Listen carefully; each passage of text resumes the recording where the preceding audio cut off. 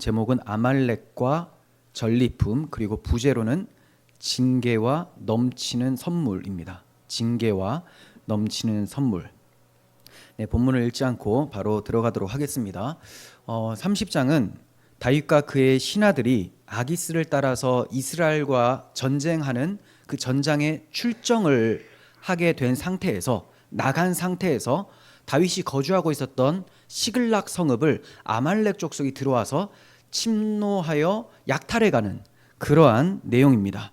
이런 일이 일어난 표면적인 이유는 전에 다윗이 아말렉 족속을 쳤었기 때문에 보복성의 공격입니다. 하지만 이면적인 이유가 있는데, 이것은 다윗이 하나님께 불신앙적인 죄를 범했기 때문에 하나님께서 이것을 징계하시는 거라고 보시면 되겠습니다. 표면적으로는 아말렉 족속이 자기가 당한 것을 갚기 위해서, 하지만 그 이면에는 하나님께서 다윗을 징계하여 성장시키려고 하는 의도가 있다는 거죠. 다윗은 사울의 추격이 염려되어서 하나님께 피한 것이 아니라 블레셋 왕 아기스에게 피하는 그런 불신앙적인 죄를 지었습니다. 거기서 그치지 않고 그 블레셋 왕 아기스의 마음에 들기 위해서, 신임을 얻기 위해서 여러 가지 온갖 꾀들을 발휘했던 것을 우리는 보았어요. 이러한 죄에 대한 징계로 하나님께서는 아말렉 족속을 도구로 사용해 주시는 겁니다. 사울을 심판하시기 위해서는 블레셋 족속을 사용을 하고 계시는 중이죠. 그래서 사울은 블레셋 족속에게 전쟁 중에 큰 부상을 당하게 되어 나중에는 자기 스스로 목숨을 끊게 돼요. 하나님의 심판입니다. 반면 다윗을 징계하기 위해서는 아말렉 족속을 사용하고 계시는 거예요. 그런데 징계와 심판은 다르다는 것을 우리는 잘 알죠. 심판은 회복되거나 또는 성장하거나 이런 목적이 아닙니다. 그냥 끝인 거예요. 심판은 정죄, 형벌이 되어버리는 거죠. 하지만 징계라는 것은 하나님께서 자기 자녀들에게 채찍질 하심으로써 훈계하시고 앞으로 더 잘 살아갈 수 있도록 성장시켜 주시는데 그 목적이 있다고 하겠습니다. 30장에서는 다윗은 하나님의 징계를 통해서 회복을 받게 됩니다. 그리고 전쟁에서 승리하여 얻게 된 전리품, 곧 하나님께서 주시는 선물을 받게 되고요. 이것을 자기와 함께한 모든 자에게 아주 공평하게 나누어 주는 그런 내용이 있어요. 그리고 이들뿐만이 아니라 그 유다 지역의 장로들에게도 이 전리품들, 곧 하나님께서 주신 선물들을 나누어 주는 그런 내용으로 전개가 되는 것이 30장입니다. 그러면 이제 1절과 2절을 볼 텐데, 먼저 지도를 함께 보시면 좋을 것 같아요. 자, 지도를 보시고요. 자, 1절, 2절 봅시다. 다윗과 그의 사람들이 사흘 만에 시글락에 이른 때에, 시글락으로 사흘 만에 돌아왔다는 거죠. 그럼 그 전에 어디 있었습니까? 혹시 그 명칭, 지역 명칭을 기억하십니까? 아벡에 갔었죠. 거기서 출전한다고. 하지만 싸움은 수넴 쪽에서 싸움이 일어나요. 그러니까 수넴까지는 가지 못하고 아벡에서 돌아가라고 해서 어쩔 수 없이 돌아가는 거예요. 자, 보이죠? 제가 노란색으로 동그라미를 쳤습니다. 아벡에서 이제 시글락으로 돌아오는데 한 3일 걸렸습니다. 자, 걸렸는데 이 시글락 돌아와 보니까 누가 쳐요? 저기 밑에 아말렉 있죠? 아말렉이 위에 올라가서 먼저 쳐버린 거예요. 그리고 데려와서 다 빼앗아서 가버린 상태. 그러니까 돌아오니까 없는 거죠. 시글락 성읍은 불타버렸어요. 계속 읽어봅니다. 사흘 만에 시글락에 이른 때에 아말렉 사람들이 이미 네겝과 시글락을 침노하였는데 그들이 시글락을 쳐서 불사르고 거기에 있는 젊거나 늙은 여인들을 한 사람도 죽이지 아니하고 다 사로잡아 끌고 자기의 길을 갔더라. 네, 데려가 버린 거죠. 다윗의 부재 중인 틈을 타서 아말렉 족속이 쳐들어와서 침노한 거예요. 약탈해 간 것입니다. 그런데 이런 것을 보면 아말렉 족속이 참 1대1로 싸우거나 전쟁을 해서 이기는 것 이런 게 아니고 좀 야비하게 싸우는 족속이라는 것을 알게 됩니다. 이것은 이것뿐만이 아니라 그 전에 출애굽 당시에도 이스라엘 백성들이 애굽에서 광야로 지나가서 가나안 땅으로 향하고 있었잖아요. 그 뒤를, 그러니까 뒤로 처진 사람들이 누구냐면 약한 사람들이에요. 노인들이나 여인들, 어린이들. 너무 힘들어 뒤로 처지니까 이 뒤에 사람들을 공격한 것이 아말렉 족속이었다라고 신명기에서는 말씀을 하고 있거든요. 그러니까 이번에도 이 야비한 족속이 또다시 야비한 짓으로 공격을 한 거예요. 아무도 없는 틈을 타서, 군사들이 없는 틈을 타서 노약자, 젊은 여자들, 늙은 여자들, 아이들 있는 그곳을 침노해서 데려가 버린 거예요. 다윗과 함께한 사람들이 돌아와 보니까 시글락 성읍이 불타버렸고 여인들과 아이들은 다 잡혀갔고 또 다윗의 두 아내도 잡혀가게 되었다라고 기록을 하고 있습니다. 이에 다윗과 신하들이 너무 충격이 돼서 울 기력이 없을 정도로 소리 높여 울었다라고 해요. 어느 정도 울었으면 울 기력이 없을 정도로 웁니까? 하도 통곡을 하면서 우니까 이제 힘이 다 빠져서 울 수 없을 정도로 괴로웠던 것이죠. 그런데 여기서 백성들이 운 것과 다윗이 운 것이 얼핏 보면 비슷한 것 같아요. 하지만 그 내용, 심리적인 것이 다릅니다. 어떤 면에서 다르냐면 이 백성들은 울분이었어요. 자기 처자들을 빼앗긴 것이 마치 다윗 때문이다라고 생각을 해서 너무 화가 난 나머지 다윗을 죽이려고 합니다. 그러니까 울분이죠, 울분. 그런데 다윗은 하나님을 믿지 않았던 죄 때문에 회개하는 마음으로 울었던 거예요. 애통함으로 운 것입니다. 자, 그래서 6절을 보시면 백성들이 자녀 때문에 마음이 슬퍼서 다윗을 돌로 치려 했어요. 백성들은 화가 나서 운 것이고, 그리고 지금 다윗은 크게 다급하였죠. 자기를 죽이려고 하니까.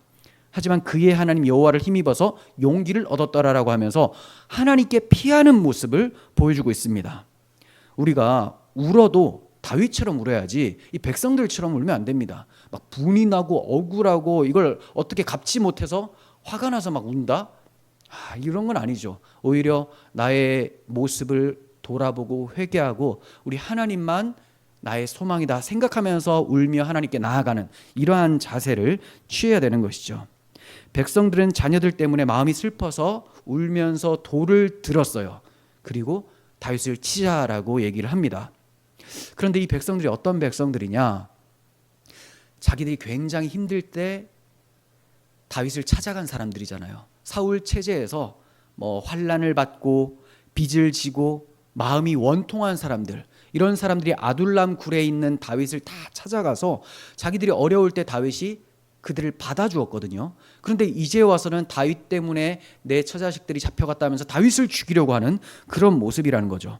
자기들이 어려울 때는 우리 다윗밖에 없습니다라고 하고, 자기에게 뭔가 불이익이 돌아오면 저 다윗 때문이다, 저거 제거해버리자라고 하는 것이 타락한 인간들의 심성이에요. 이 백성들은 이 타락한 인간들의 죄성, 이 심성을 잘 보여주고 있습니다. 이를 다윗의 사람들을 통해서, 그리고 이스라엘 백성들을 통해서 오늘날 우리들의 마음에도 이러한 자기중심적이고 이기적인 마음들이 있다는 것을 하나님께서는 드러내 보이고 계시는 거예요. 자신을 돌로 치려고 하는 신하들을 보았을 때 다윗의 마음이 어땠을까요? 굉장히 탄식이 나오고 절망스럽겠죠. 하지만 다윗은 절망하지 않아요. 절망하거나 아니면 화가 나서 그렇게 반응을 했다면 함께 돌을 들었을 거예요. 물론 이기긴 어렵겠죠. 너무 많으니까. 하지만 골리앗도 이긴 사람이 한번 싸워보려고도 하지 않았겠습니까? 하지만 다윗은 절망하지 않았고 화를 낸 것이 아닙니다. 이 지도자는 그 백성들의 심정을 그냥 이해하고 저들의 부족함까지 끌어안을 수 있는 그러한 마음이 있어야 되죠. 이런 것이 다윗에게 있었음을 보게 됩니다. 그리고 다윗은 결코 절망하지 않았는데 그 이유가 자기가 이제 정말로 피해야 될 곳이 어딘지를 알았기 때문에, 이전에 아기스에게 피했는데 오히려 더 난감한 상황, 위험한 상황에 처했다는 것을 많이 경험을 했어요. 그리고 그 가운데서 하나님께서 그 전쟁에서 빼내어 주심으로 이 난감한 상황에서 구출해 주신 것을 경험을 했죠. 이제는 사람을 의지하지 않고 자기 꾀를 의지하지 않습니다. 내가 구하고 피할 곳은 하나님밖에 없다라는 것을 알고 하나님께 나아가고 있는 거예요. 그래서 그의 하나님 여호와를 힘입고 용기를 얻었다라고 말씀을 하고 있어요. 이것이 사울과 다윗의 다른 점이에요. 사울은 뭔가 잘못을 하면 계속 포장을 하고 변명을 하고 하나님을 반역했습니다. 끝끝내 회개하지 않았어요. 마치 회개한 것처럼 보이는 모습이 보일지라도 그것은 그냥 일시적인 후회였을 뿐. 후회하고 회개는 다르죠. 후회는 내가 저렇게 안 할 걸, 이게 다예요. 회개는 하나님께 내 마음을 돌이키는 겁니다. 내 잘못을 뉘우치고 바른 방향으로 하나님 앞으로 나아가서 이제 하나님의 뜻을 따라 행하는 것.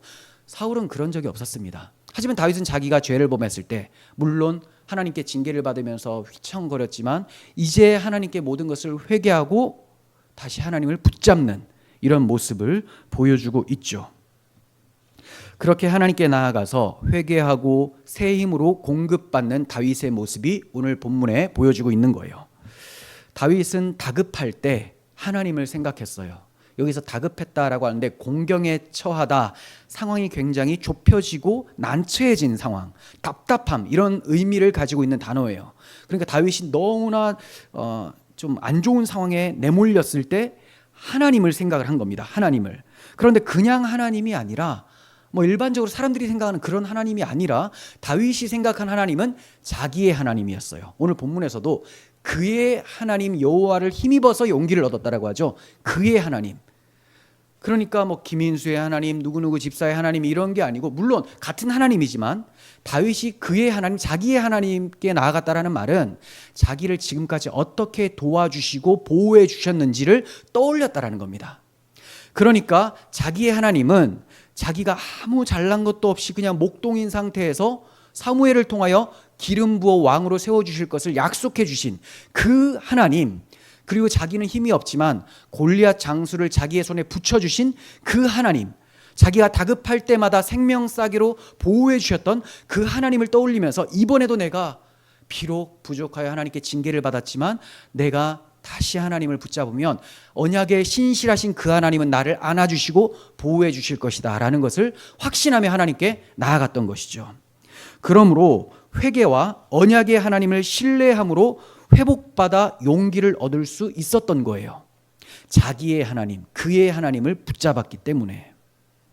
하나님의 징계는 당신의 자녀들로 하여금 벌받는 것으로 그치는 것이 아니라 회복과 성장케 하려고 하는데 목적이 있음을 다시 한번 깨닫게 됩니다. 그리고 하나님께서는 징계 중에도 긍휼을 잊지 않으시는 하나님이심을 우리는 알게 돼요. 자, 이 점이 아말렉이 이상하게도 사로잡아간 사람들을 한 명도 죽이지 않고 그냥 끌고 갔다라는 대목을 통해 보게 돼요. 이상하지 않습니까? 왜 시글락을 쳤다고요? 다윗이 전에 아말렉을 공격했기 때문에 보복성으로 쳤어요. 그러면 당연히 들어가서 다 죽여야 되겠죠. 다윗은 전에 아말렉 사람들을 살려두지 않았습니다. 그 마을 사람들을 다 죽였단 말이에요. 물론 아말렉이 이제 크게 있으면 요 마을을 정복하고 이 마을 사람들을 다 죽였어요. 그래서 아기스한테 아말렉 족속을 쳤다라는 소리가 들리지 않도록, 이거 기억나시죠? 그래서 아말렉 족속을 친 것이 아니라 나는 유다 쪽의 사람들을 쳤습니다 하면서 아기스의 신임을 얻으려고 했잖아요. 그러니까 아말렉 족속 사람들을 많이 죽인 사람이 다윗이었어요. 그러면 이 보복성이라면 들어가서 일단 기본적으로 다 죽이고 물건을 약탈해야 되는 것이 맞는 것 같은데 아무도 한 사람도 죽이지 않고 그냥 끌고 갔다라고 되어 있죠. 너무나 이상합니다. 그 야비하고 포악한 아말렉 족속이 아무도 죽이지 않았다라는 것, 그 이유는 분명하죠. 하나님께서 다윗을 징벌하시기 위해서 아말렉에게 내어주시면서도 아말렉 사람들이 하나님의 백성들을 건드리지 못하도록 막아주셨기 때문에 아무도 건드리지 않게 된 것이죠. 그러니까 아말렉 족속의 그 생각이나 마음에 지금 당장에 죽여야 되겠다라는 생각을 하나님께서 막아주신 거예요. 우리는 하나님께 여러 모양으로 다 징계를 받아본 적이 있는 사람들이죠. 하나님의 자녀들은 징계 안 받아본 사람이 없어요. 이건 확신할 수가 있는 것이, 징계는 다 받는 것이거늘 징계가 없으면 사생자여 친아들이 아니다라고 히브리서 기자가 말씀하기 때문에 기독교인이라면, 하나님의 자녀라면 징계를 여러 가지 모양으로 각각 받게 됩니다.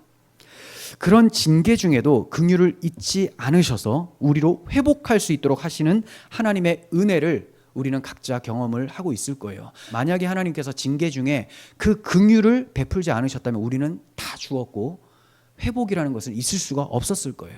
하지만 돌아보면 주님의 은혜였고 그러한 징계가 나를 성장시켰다라는 것을 우리는 고백하게 되죠. 그러니 지금 내가 이 자리에 있고 하나님을 예배할 수 있는 심령이 있다라는 것은 하나님의 진노 중에도 긍휼을 베푸신 분이시다라는 것을 보여주고 있는 것입니다. 다윗이 이런 하나님의 징계를 받을 때에 어떤 마음으로 어떠한 기도를 했을까요? 정확하게는 알지 못하지만 우리는 다윗이 지은 시편 39편을 통해서 마치 이런 상황에서 이렇게 기도했을 것이다 라고 추측을 하게 됩니다. 우리가 이 시편을 보면서 나도 징계 중에 있을 때 어떠한 자세로 어떠한 내용으로 기도해야 되는지를 생각해 볼 수가 있을 거예요. 시편 39편 6절을 보시면 진실로 각 사람은 그림자같이 다니고 헛된 일로 소란하여 재물을 쌓으나, 이게 무슨 말이냐면 사람들은 하나같이 열심히 돌아다니면서 뭔가를 한다고 하지만 결국은 그림자같이 다 아무것도 아니다, 허상이다라는 거예요. 헛된 일로 소란하며 재물을 쌓지만, 그러니까 재산을 늘리는데 급급해서 많은 일들을 하지만 결국 누가 거둘는지는 알지 못한다. 이게 지금 다윗의 상황이었어요. 자기가 아기새의 신임을 받고 또 그곳에서 다른 민족들을 쳐서 약탈해온 것들, 전리품들이 있었잖아요. 시글락에 다 뒀어요. 이게 안전할 거라고 생각했죠, 자기 머리로는. 하지만 돌아와 보니까 불타고 다 끌려가 버리는 거예요. 없어요. 결국은 우리는 이리저리 열심히 노력해서 뭔가 내 소유를 쌓으려고 하지만 이거 누가 가져갈는지 알지 못한다. 아말렉이 다 가져가 버렸잖아요. 그것을 보여주고 있죠. 7절 보세요. 주여, 이제 내가 무엇을 바라리요? 나의 소망은 주께 있나이다. 이게 언제 터져 나오는 겁니까? 내가 열심히 모은다고 모았지만 결국은 내 것이 될 수가 없구나라는 것을 알게 됐을 때. 그러니까 이런 고백은 내가 뭔가 모을 때 터지는 것이 아니고 일반적으로 언제 터지냐면 내가 모은 것으로 자신하며 안정감을 누리고 있을 때 하나님께서 그거 헛된 안정감이야, 이거 너에게 힘이 되고 안전을 줄 수가 없는 거 하면서 가져가 버리실 때, 이게 아무것도 아니라면서 가져가 버리실 때 우리가 하는 말이 이제 내가 무엇을 바라리요? 나의 소망은 주께 있습니다. 이 탄식이 나오는 거죠. 그럼 이게 복된 것이죠. 겉으로 보면 환난을 당한 것 같지만 결국은 진짜 안정감 있는 하나님만을 붙잡았기 때문에, 하나님을 소망으로 두고 이 소망은 그 누구도 빼앗을 수가 없는 것이기 때문에 복을 받은 것이 되는 거예요. 세상 사람들은 그게 하나님께 벌 받았고 저주받은 거라고 생각하지만 결국은 하나님은 당신이라는 가장 귀한 보물을 우리에게 주시기 위해서 그러한 환난까지도 사용을 하신다라는 것, 이것을 보게 되는 거죠. 결국 아말렉의 이 징계를 통해서 하나님은 다윗을 회복시키는 것을 통해서도 우리는 확인을 하게 됩니다. 자, 그리고 10절로 갑니다. 주의 징벌을 나에게 옮기소서. 주님의 징벌을 자기 힘으로 버텨낼 재간이 없어 너무 무겁습니다. 주님께서 징계를 하실 때, 심판이 아니더라도 징계를 하실 때도 이 징계가 너무나 무겁고 힘들어요, 사실. 그러니까 우리는 맞기 전에 스스로 낮아지는 그런 습관을 들여야 되는데 이게 좀처럼 되지 않기 때문에 누구나 다 징계를 받게 되죠. 주의 손이 치심으로 내가 쇠망하였나이다. 주께서 죄악을 책망하사 사람을 징계하실 때에 그 영화를 좀먹음같이 소멸하게 하시니, 주님께서 죄악을 책망하셔서 징계를 해버리시면 사람들이 누렸던 그 영화는 아무것도 아닌 것처럼 좀먹은 것처럼 다 사라져 버린다. 참으로 인생이란 모두 헛될 뿐입니다. 이 고백 나오게 하는 거죠. 사람은 다 거짓되되 하나님만 참되시다 할지어다. 자, 12절. 여호와여, 나의 기도를 들으시며 나의 부르짖음에 귀를 기울이소서. 내가 눈물을 흘릴 때 잠잠하지 마옵소서. 나는 주와 함께 있는 나그네이며 나의 모든 조상들처럼 떠도나이다. 나의 부르짖음에 귀를 기울여 주시고 내가 눈물 흘릴 때 잠잠하지 마옵소서. 자기는 누구냐? 자기는 이 땅에서 잘 먹고 잘 살고 오랫동안 털을 잡고 사는 사람이 아니라 나그네입니다. 우리 모든 조상들도 떠돌아다녔던 것처럼 나도 떠돌아다니는 나그네. 하지만 내가 안전하고 안식을 얻을 수 있는 유일한 처소는 하나님이시기 때문에 이제 하나님께로 나아갑니다. 나의 소망이시여 나의 간구를 들어주시옵소서. 이렇게 하는 거죠. 그러니까 다윗이 이런 기도가 그냥 나왔겠습니까? 이런 아말렉을 통한 징계를 통해서 성숙하게 되니 이런 고백이 나오게 되는 거예요. 자, 7절에서 8절의 내용을 말씀을 드릴게요. 아히멜렉의 아들 아비아달 제사장에게 다윗이 에봇을 가져오라고 해요. 에봇, 제사장의 에봇이죠. 하나님의 뜻을 물을 때 에봇을 가져오라고 합니다. 그래서 다윗이 여호와께 이 군대를 추격하면 우리가 따라잡을 수 있느냐고 물어보고 또 싸워서 이길 수 있느냐고 여쭤봅니다. 이제 다윗은 이전처럼 여호와께 묻는 신앙이 회복되고 있는 거예요. 이전에 여호와께 23장에서 여호와께 묻는 그런 다윗의 모습을 봤습니다. 한동안 그런 모습이 나오지 않았고 이제 아기세게로 가서 자기 꾀만 의지하며 살았는데 하나님이 징계를 통해서 뭘 회복시켜 주세요? 여호와께 묻는 신앙, 여호와께 여쭙는 그런 신앙을 회복시켜 주십니다. 그래서 여호와께서 대답해 주세요. 반드시 따라잡고 도로 찾을 수 있다. 따라잡고 찾을 수 있다. 그러면 이런 생각을 하게 되죠. 아니 어차피 찾아오게 하실 건데 굳이 왜 아말렉에게 다 잡혀가고 빼앗기도록 하나님께서 내버려 두셨는가? 그런 데는 몇 가지 이유가 있겠습니다.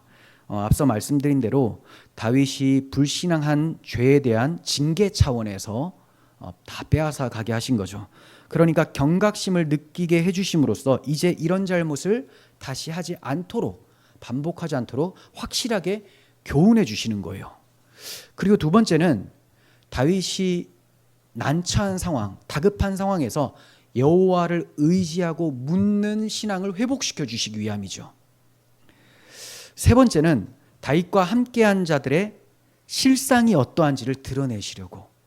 그러니까 다윗과 함께한 사람들 보면 어려움을 같이 했잖아요. 동고동락했어요. 그러니까 정말 충성되고 이 사람들은 참 의리가 있고 괜찮은 사람들이구나 이렇게만 우리가 생각할 텐데 사실 사람들이 다 똑같다. 먼저 다윗이 형편없다는 것을 보여주셨죠. 다윗과 함께한 사람들도 별 볼 일 없다. 결국 다윗을 돌로 치려 죽이려고 하는 악한 사람들이라는 것을 드러내 보이시는 거예요. 그리고 다윗이 빼앗긴 사람들을 다 찾아오는 것을 통해서, 이게 중요한데요, 다윗이 빼앗긴 걸 다 찾아오는 것을 통해서 다윗의 후손 예수 그리스도께서 마귀의 손에 잡혀간 모든 하나님의 자녀들을 하나도 잃어버리지 않고 다 찾아오실 것을 미리 보여주고 계시는 거예요. 구속사적인 관점에서는 이것을 계시해주고 있는 것이죠. 다윗과 600명의 군사가 아말렉을 추격하다가 피곤한 사람들이 속출하기 시작했습니다. 그래서 뒤처진 사람들이 한 200명 정도가 되어버렸어요. 더 이상 못 가겠다. 너무 힘들다. 그래서 이 200명을 두고 400명만 데리고 계속해서 추격을 합니다. 그러던 중에 애굽 사람 하나를 만나게 되는데 이 애굽 사람은 누구냐면 아말렉 족속의 사람, 아말렉 사람의 종이었는데 그가 병들게 되자 그냥 필요 없다고 생각해서 버린 거예요. 그렇게 버린 지가 3일이 되었기 때문에 3일 동안 아무것도 먹거나 마시지도 못한 죽기 직전의 사람이었어요. 그러니까 막 기진맥진한 상태에서 이렇게 만난 거죠. 그런데 다윗이 그에게 먹을 것을 주고 건강을 회복시켜 줍니다. 다윗이 이 사람에게 아말렉이 시글락뿐만이 아니라 유다에게 속한 지역들까지도 공격을 당했다라는 소식을 듣게 돼요. 그러자 다윗이 그 약탈한 부대로 인도해 줄 수 있겠냐고 물어봅니다. 그러니까 이 종이 자기를 죽이지 않는다면, 그리고 이전에 그 주인에게 돌려보내지만 않는다면 여호와께 맹세하노니 내가 당신을 인도하겠습니다. 이렇게 얘기를 합니다. 그러니까 죽는 것이 싫고 또 주인에게 돌아가는 것은 죽는 것만큼 싫다라는 거예요. 얼마나 싫었으면 인정이 없잖아요. 병들었다고 해서 그냥 버려버리는 거죠. 자, 이런 사람에게 돌아가기 싫습니다 하니까 다윗이 뭐 당연히 오케이, 내가 그렇게 해주겠다라고 합니다. 여기서 우리는 아말렉 사람과 다윗의 대조를 보게 되죠. 아말렉 사람은 자기 종이 병들었다고 해서 쓸모 없어졌다고 판단되자 그냥 버려버렸어요. 하지만 다윗은 버려진 그 사람에게 먹을 것과 마실 것을 주어서 죽어가는 그 사람을 구원해 주었습니다. 그런 다윗에게 어찌 충성하지 않을 수가 있겠어요. 세상에 속한 자기중심적 사람들의 모습과 강도 만난 자를 물신양면으로 도와주었던 선한 사마리아인 곧 예수 그리스도의 모습이 대조되는 것을 우리는 보게 됩니다. 하나님께서는 병들어 아무 쓸모가 없게 되어버린 자를 들어서 이제 아말렉 족속에게로 인도해 주고 계십니다. 그러니까 아무 쓸모가 없는 사람이었는데 하나님이 그를 쓰시니 인도자로 삼으시게 된 거예요.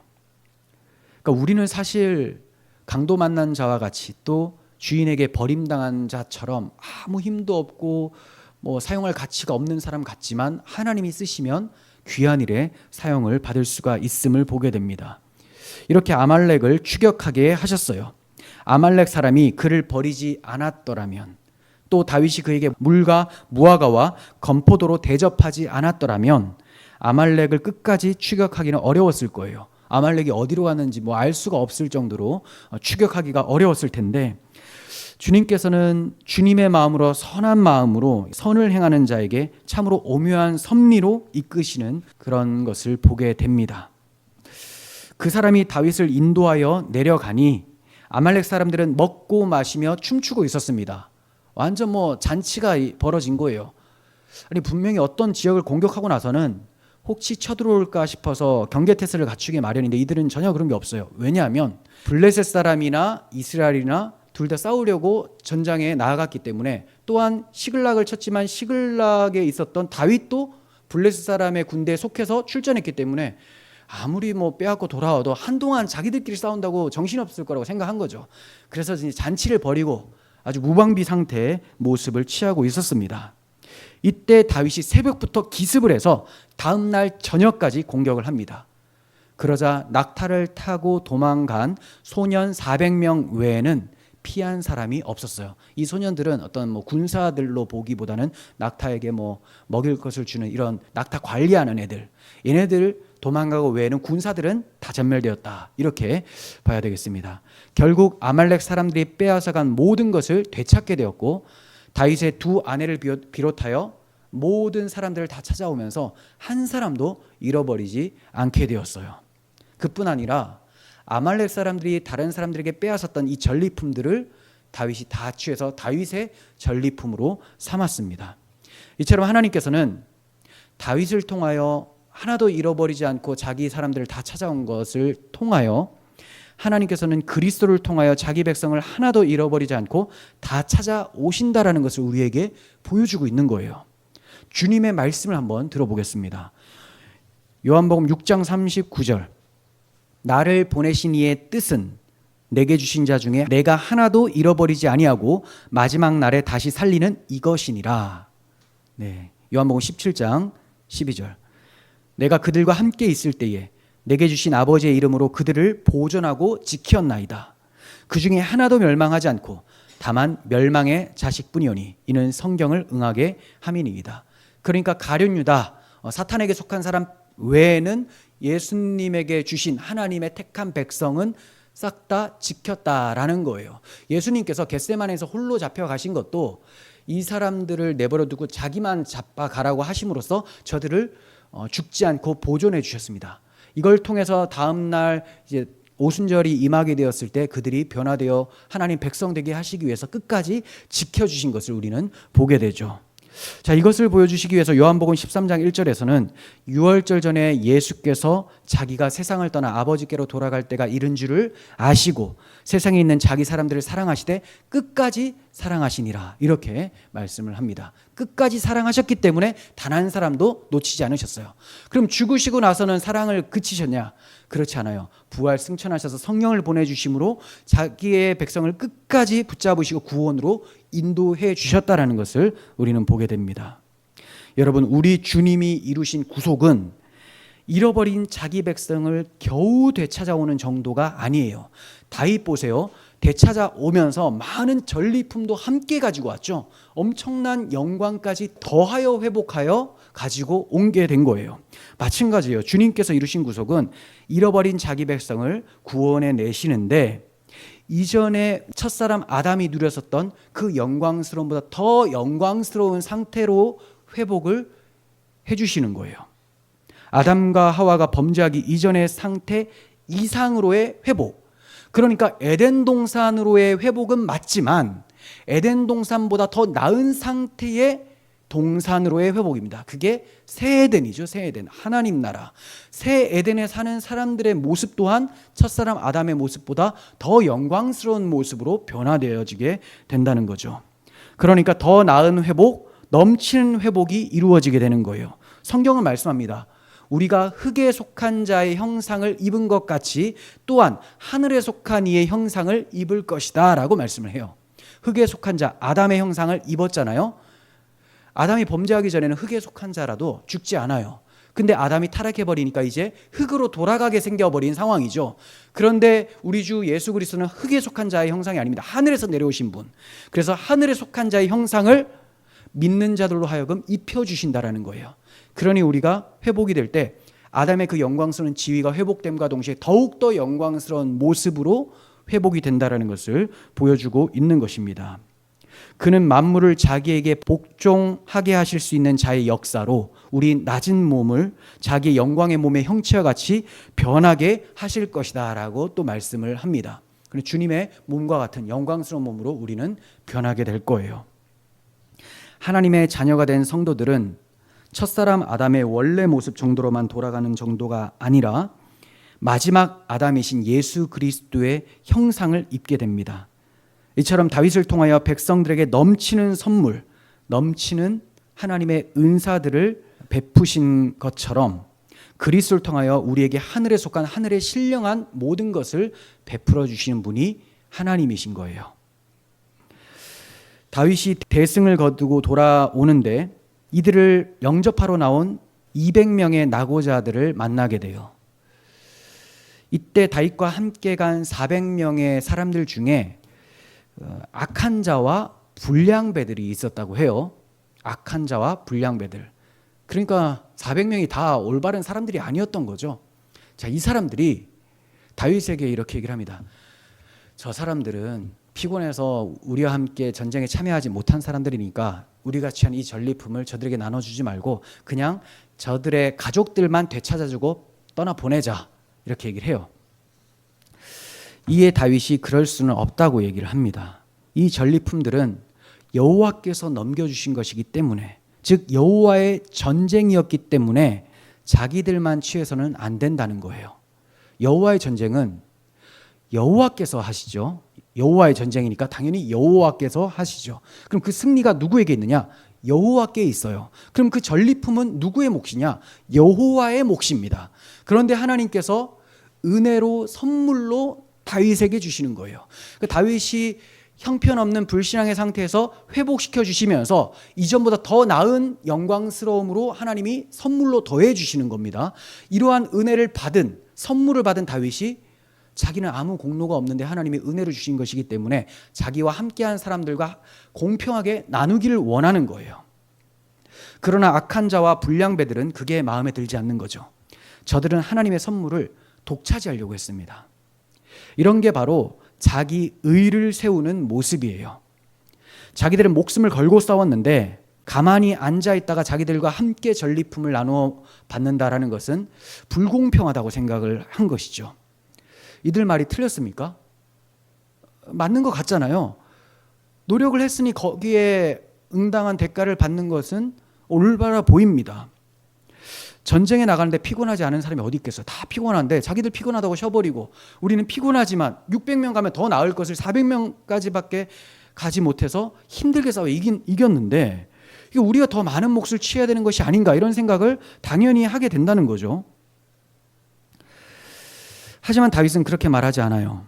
여호와께서 붙여주신 전쟁이기 때문에 전쟁에 나간 자나 그냥 피곤하여 낙오한 자나 동일하게 전리품을 나누어 가져야 된다 이렇게 얘기를 합니다. 그리고 그날부터 다윗이 이것을 이스라엘의 율례와 규례로 삼았다, 법으로 삼았다라는 거예요. 이게 하나님 나라의 방식입니다. 능력이 있으니까 더 많이 받고 능력이 없으면 적게 받으니 넌 그걸로 그냥 땡 쳐라 이런 게 아니고 다 은혜니까. 이 전쟁이 은혜잖아요.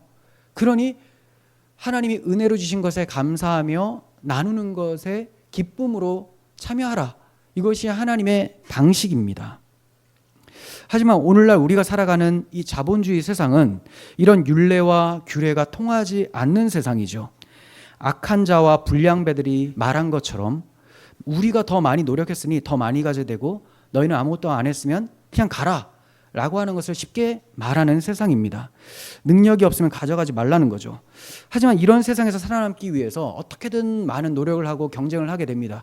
그러다 보니까 사람들이 이제 피곤해져요. 이거는 애나 어린이나 할 것 없이 다 경쟁 사회에 있다 보니까 많은 피로가 오고 스트레스를 받게 됩니다. 이게 자본주의의 약점이라고 할 수가 있죠. 그러면 뭐 공산주의가 나은 거냐? 더 최악이죠. 더 최악. 그거는 뭐 말할 것도 없어요. 거기에는 그냥 자발적이라는 것이 일어나지 않습니다. 자발적. 자본주의에서는 자발적이 일어나지만 문제는 뭐냐? 사람이 악하기 때문에 자기중심적으로 자기가 챙기는 데 급급하고 남 멸시하는 데 이렇게 빠지는 것이 위험한 것이고, 이 공산주의 같은 경우는 뭐 자발적으로 나누는 게 아니라 시스템으로 그냥 만들어 버리는 거죠.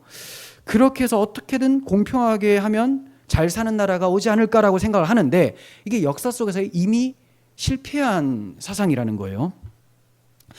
물론 공산주의 망령은 여전히 살아서 다시 공산주의를 실현하는 자들을 부추기고 있습니다. 하지만 역사적으로는 실패를 했어요. 공산주의가 실패한 가장 큰 이유는 인간의 탐심을 간과한 거예요. 이 유물론을 바탕으로 한 사상은 인간도 물질로 보았기 때문에 사회 제도만 잘 고치면 다 잘 먹고 잘 사는 사회가 이룰 것이다 라고 생각을 한 거예요. 그러다 보니까 사람들이 공동으로 생산하고 공동으로 분배를 해요. 그러면 능력 있는 사람들이 열심을 내면 되는데 어차피 돌아오는 것이 똑같기 때문에 열심을 내지 않습니다. 그리고 내 소유가 없어요. 다 그 나라의 것, 국가의 재산으로 들어가 버리니까 내 것이 없으니 동기부여가 일어나지 않아요. 그러니까 자본주의는 인간의 타락한 어떤 경쟁력이나 자기 소유욕을 부추겨서 잘 살아지게 되거든요. 이것도 참 결과론적으로 잘 살지만 그 부추기는 것이 탐욕이에요. 탐욕을 부추겨서 올라가요. 근데 공산주의는 탐욕이 있어도 얻는 것이 없으니 일을 하고자 하는 열망이 없어져 버리게 되는 거죠.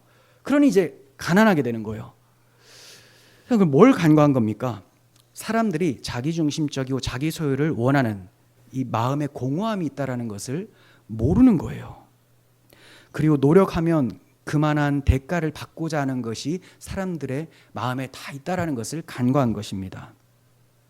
그래서 어차피 쉬엄쉬엄 일해도 공동분배라면 뭐 그냥 똑같이 받을 거니까 뭘 굳이 일을 하냐, 이런 식이 된 거죠.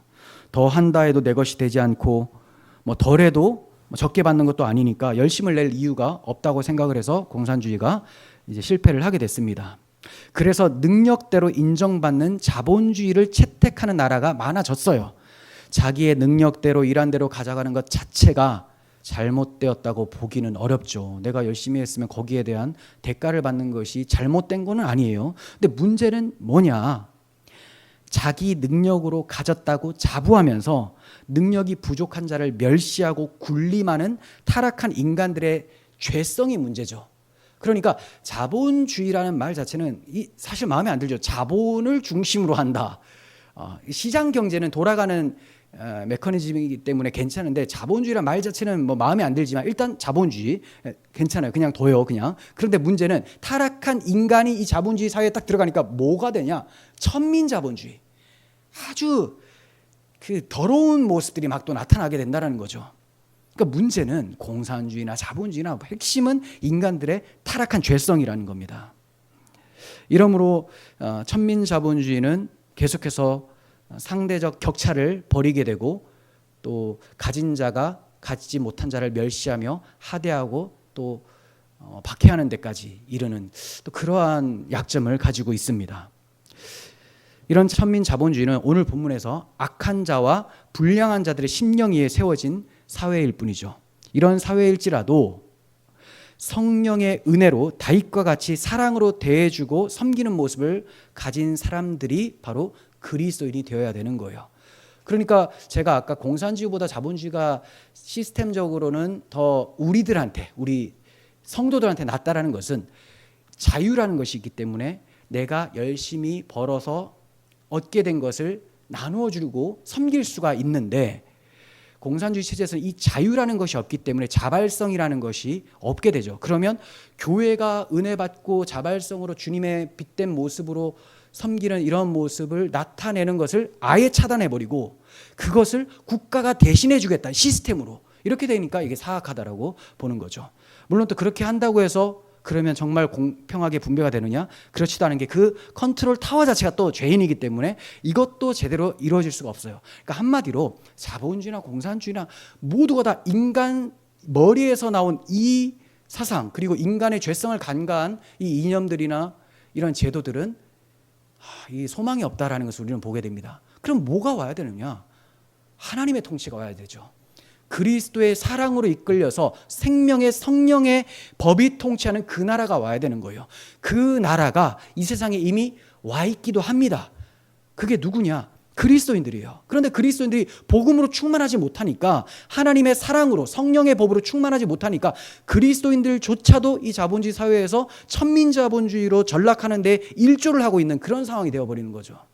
그러니까 얼마나 사람들이 참 기독교를 욕하고 그렇습니까? 그 이유가 핵심이 복음을 놓친 데 있거든요. 복음을. 그런데 그렇게 욕먹으니까 교회가 내놓은 답이 복음이 아니라 뭐냐? 우리도 많이 나눠줍시다 이렇게 하는 거예요. 많이 나눠줍시다라고 또 구호를 외치고 시스템으로 만들면 이게 공산주의예요. 이게 또 자발성이죠. 자발성. 은혜 받으면 기도하게 되고 도와주게 되고 섬기게 되어지는 거죠. 그러니까 복음이 이끌어야 돼. 성령이 이끌어야 되는 거지. 뭔가 시스템으로 해놓고 이것 안 하면 안 됩니다. 당신 월 얼마씩 사회에 기부하십시오. 그러면서 또 그걸 말하는 목사는 또 기부하지 않고. 이런 사회다 보니까 참 어려운 세상이죠. 400명의 군사 중에 악한 자와 불량배들은 여호와께서 붙여주신 전쟁의 의미를 모르는 자들이었어요. 한마디로 여호와께서 베풀어 주신 은혜를 모르는 사람들이었죠. 하지만 다윗은 여호와께서 자기들의 손에 붙여주신 여호와의 전쟁임을 알았기 때문에 자기의 것이라고 주장하지 않고 함께 간 사람에게도 공평하게 또 낙오된 사람들에게도 공평하게 나눠주자고 한 거예요. 그러니까 사람의 능력으로 이긴 것이 아니기 때문에 자기의 것으로 주장할 수 없음을 알았던 거죠. 우리가 예수님을 제대로 믿는 사람들이라면 지금까지 우리가 살아있는 것 그리고 살아온 것 또 살아가는 모든 것이 하나님의 은혜고 내 수중에 뭔가 있고 건강이 있고 자녀가 있고 어떤 환경이 구축되어 있다면 이것이 다 하나님의 은혜로 인함임을 고백하게 됩니다. 내가 잘해서 이렇게 얻었다고 하지 않고 하나님의 은혜로 하나님께서 주신 은사들 선물들이라고 고백을 하게 돼요. 그러면 이런 사람들은 결코 자기의 것이라고 주장하지 않으면서 사람들에게 베푸는 것에 호의적이게 됩니다. 자, 이러한 모습은 사람이 만든 제도나 법으로 될 수가 없어요. 그렇게 된다면 내 것을 그냥 강제로 빼앗기는 느낌이 들 거예요. 하지만 이것을 가능하게 하는 것은 성령이 하시는 거죠. 성령의 법이 그렇게 만들어내시는 거예요. 교회는 성령이 이끄시는 교회죠. 그러니 교회 안에 소속되어 있는 성도들의 삶도 성령이 이끄는 삶이고 그들의 아름다운 그리스도의 향기나는 삶 또한 성령께서 맺는 열매예요.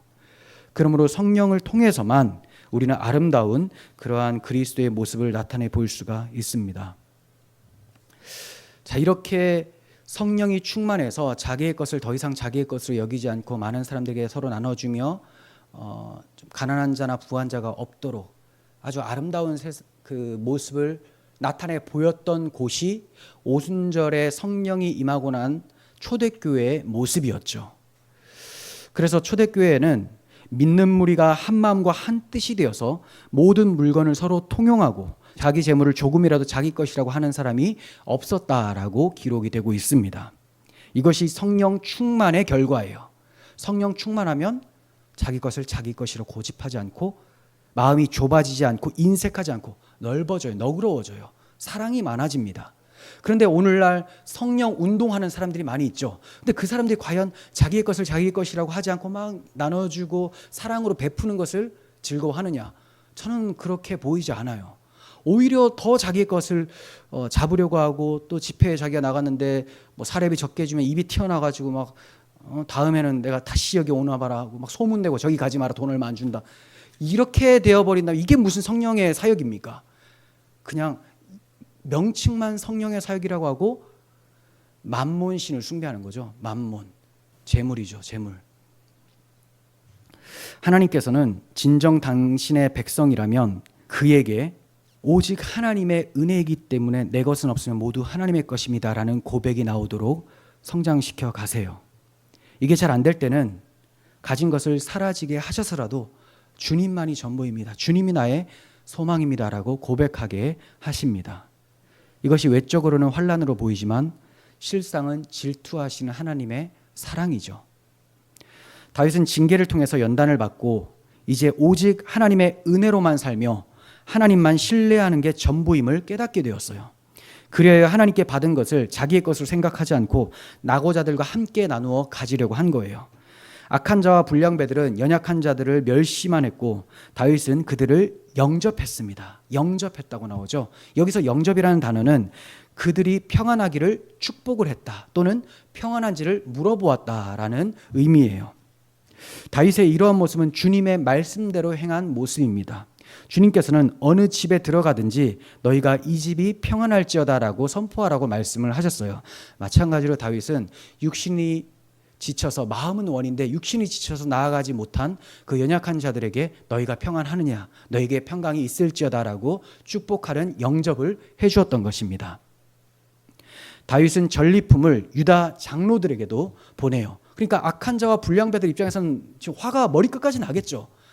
열심히 싸웠더니 나가지 않은 사람에게 나눠주는 것도 열받는데 아니 저 유다 지역에 있는 사람들까지 나눠주자고 하니까 이거 그러니까 다윗은 어떤 사람들의 호응을 생각해서 이런 일을 하고 있는 게 아닙니다. 지지를 받으려면 오히려 그렇게 하면 안 되죠. 그런데 그런 거와 상관없이 하나님의 마음을 알기 때문에 하나님께 거저받은 것을 많이 나눠줌으로써 자기의 기쁨이 충만하고 많은 사람들이 이렇게 오직 하나님의 은혜만 찬송하는 사람들이 되도록 이끌어주고 있는 모습이에요. 다윗은 전리품을 유다 장로들에게도 나누어 주는데 그 지역이 13곳이나 돼요. 평소에 다윗과 소통이 종종 있었던 지역들입니다. 어떤 주석가들은 다윗이 정치적인 목적에 의해서 일부러 그 지역의 사람들에게 나눠줬다라고 해석을 해요. 이거 동의하기가 어렵습니다. 그러니까 이런 거예요. 이 사람들의 생각은 뭐냐면 다윗이 이제 곧 왕이 될 것인데 왕이 되면 자기의 지지율을 높이기 위해서 이렇게 나누어 주었다. 근데 그게 제가 동의할 수가 없는 것이 다윗은 사울이 빨리 망하기를 바랬던 사람이 아니죠. 오히려 사울이 하나님 앞에서 회복되기를 바라고 사울의 왕권에 대해서 인정을 했었던, 그리고 하나님이 자기를 세워주신다고 했으니 때가 되면 하나님께서 세워주실 것이다라는 것을 믿고 있었고, 사람들이 자기를 지지하게 되는 것도 하나님의 은혜로운 역사로 일어난다는 것을 인정하는 사람이지, 자기가 뭔가 꾀를 써서 그렇게 사람들의 지지율을 높인다? 이거는 이전의 다윗은 가능해요. 근데 지금은 회복받았잖아요. 그러니까 그런 짓을 하지 않습니다. 그냥 하나님께 받은 그 은혜로운 선물들이 너무 감사해서 거저받은 것을 거저 나누면서 함께 기뻐하는 즐거움에 빠지길 원했던 것이죠. 그래서 그는 26절 하반절에 이렇게 얘기를 하죠. 여호와의 원수에게서 탈취한 것을 너희에게 선사하노라. 이게 무슨 말이냐면, 나의 원수에게서 탈취한 것을 너희에게 선사한다고 하면 나의 원수니까 누가 싸워 이긴 게 돼요? 다윗 자기가 싸워 이긴 게 되죠. 근데 여호와의 원수에게서 탈취했다라고 하면 누가 싸운 겁니까? 여호와의 원수인데 내가 대신 싸워줄 수 있어요? 안 되죠. 내가 뭔데 여호와의 원수와 싸웁니까? 여호와께서 자기의 전쟁을 싸우는 거예요. 그럼 여호와의 전쟁은 여호와께서 하신 것이고 이 전리품은 여호와의 것이니, 근데 나에게 은혜로 주셨으니 너희들에게도 내가 은혜로 이것을 나눠준다. 그러니 하나님의 은혜에 감사하며 하나님을 찬송하라. 이렇게 되는 것이죠.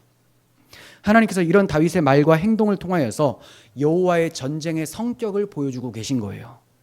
비록 그 전쟁에 참여하지 못한 자들까지 전리품을 받게 하시는 은혜를 보여주시는 겁니다. 그리스도께서 홀로 십자가라는 전쟁에서 승리하시고 모든 전리품, 곧 하늘의 모든 신령한 복들을 성도에게 나누어 주신 것처럼 다윗을 통하여 이 일을 하고 계신 거예요. 우리는 이러한 모습 하나님 나라의 원리를 마태복음 20장에 나오는 포도원 품꾼 비유를 통해서도 알게 되죠.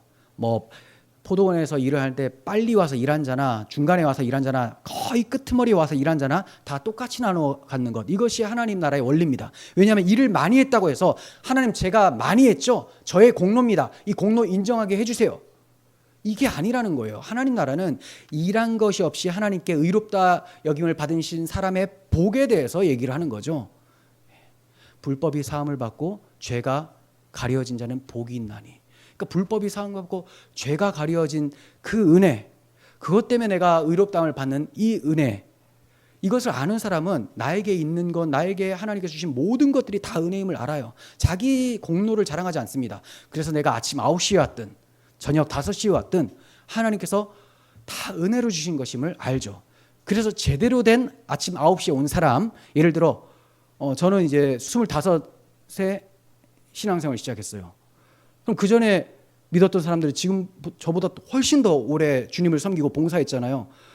주님, 그래도 김 목사보다는 제가 훨씬 더 많은 노력을 했는데 저에게 큰 복을 내려주셔야죠. 근데 오늘 새 신자가 들어왔는데 은혜 받고 동일한 기쁨의 하늘의 복을 누리고 있어요. 그러면 제가, 하나님, 제가 저 권사님보다는 못해도 저 사람보다는 좀 더 많이 했으니까 복을 더 주셔야죠. 이런 원리가 아니라는 거죠. 지금까지 살아온 것도 은혜, 주께 헌신한 것도 은혜. 바울이 얘기한 것처럼 내가 모든 사도보다 더 많이 수고하였으나 이것은 내가 한 것이 아니요 하나님께서 나와 함께 하신 은혜입니다 라고 해요. 그러니까 오히려 은혜가 큰 사람일수록 더 많이 섬겨요. 그러니까 일을 더 많이 한 사람일수록 자기가 하나님께 은혜를 받았다 하면서 오히려 하나님의 은혜를 찬송할 수밖에 없는 거죠. 근데 오늘날은 반대가 돼서 일을 많이 하고 나서 하나님, 제가 이렇게 열심히 섬겼는데 이것밖에 안 주십니까 하고 불평하니 지금까지 섬긴 게 다 가짜였다는 게 들통이 나는 거죠. 그 섬기면서 무슨 생각으로 섬겼겠어요? 이거 하면 하나님께서 복 주시겠지, 그래 저 사람보다는 더 낫겠지. 그 꿍꿍이를 하나님께서 모르시겠습니까? 오히려 지금까지 한 게 아무것도 아니었네요. 주님, 지금 이 자리에서 모든 것을 회개하고 주님만 붙잡습니다. 그럴 때 주께서 오히려 은혜의 복을 부어주시죠. 내가 가진 것도 가지지 않은 것도 다 주의 은혜입니다. 필요하시면 주시는 것이고 필요하지 않다고 생각하시면 안 주시는 것이고, 살아가며 하나님께서 주실 만한 것들은 우리에게 다 넉넉히 주신다라고 마음 편하게 믿고 살아가는 사람들은 언제나 감사가 터져나올 수밖에 없는 거예요. 하나님께서는 다윗에게 넘치는 은사를 주셨고 넘치도록 주신 이유는 많은 사람들에게 나누어 주기 위해서였습니다. 이처럼 아무 노력 없이 공로 없이 전리품을 받은 사람들은 다윗을 사랑하며 신뢰할 수밖에 없겠죠. 다윗은 정치적인 의도로 하지 않았지만 결과적으로는 그들은 다윗에게 충성하고 신뢰할 수밖에 없는 상황이 된 거예요. 그걸 누가 한 거예요? 하나님의 선하신 섭리하심이 이러한 것을 나타내게 하신 것입니다. 그 결과 사무엘하 2장에 가면 유다 사람들이 다윗에게 와서 다윗을 왕으로 삼는 것을 보게 됩니다. 하나님께서는 이 날을 준비하고 계셨던 거예요. 다윗이 하나님의 넘치는 은사를 함께 나누었더니 그것이 왕으로 추대하는 걸로 돌아오게 됐습니다. 하나님의 선물은 나눌수록 기쁨이 더 풍성해지게 되는 것을 우리는 확인하게 되죠. 우리는 이러한 일련의 일들을 다윗의 이야기로만 생각해서는 안 됩니다. 우리는 다윗의 자손 예수 그리스도께서 이루실 메시아 나라가 어떠한지를 하나님께서 이 다윗의 사건들을 통해 보여주고 계신다라는 것을 알아야 되겠죠. 이렇게 다윗 왕국을 세워가시는 하나님의 열심이 우리가 거할 하나님 나라를 이루시는 열심으로 나타난 것이 예수 그리스도의 십자가예요. 하나님께서는 지금도 십자가 사랑 안에 자기 백성을 집어넣으시고 그 사랑으로 통치해 가시면서 당신의 나라를 이루어가고 계시는 거죠. 이 땅에서는 교회를 통해서 그 나라가 이루어져 가고 있고 마지막 날 주님 다시 오시면 이 교회 가운데 알곡들만 모아서 완성된 천국으로 들여보내주실 거예요. 그곳에는 하나님의 사랑만이 가득하고 그 사랑으로 서로를 대하는 모습만 가득하고 받은 것을 다 하나님께 영광을 돌리면서 모든 것을 섬기며 나누는 즐거움으로 살아가는 나라일 것입니다. 그러므로 우리가 이 땅에서 십자가의 사랑으로 구속함을 받아 오직 은혜로 하나님 백성 되었음을 아는 사람들이라면 다 하나님의 은혜임을 알고 인색함 없이 사랑으로 섬기며 하나님께 영광 돌리는 삶을 살아야 마땅합니다. 아말렉의 침노 사건, 곧 하나님께서 다윗을 징계한 이 사건을 통해서 하나님께서는 다윗에게 여러 가지를 회복시켜 주셨습니다. 첫 번째, 다윗은 아말렉에게 빼앗겼던 모든 것을 되찾아오는 회복을 받았어요.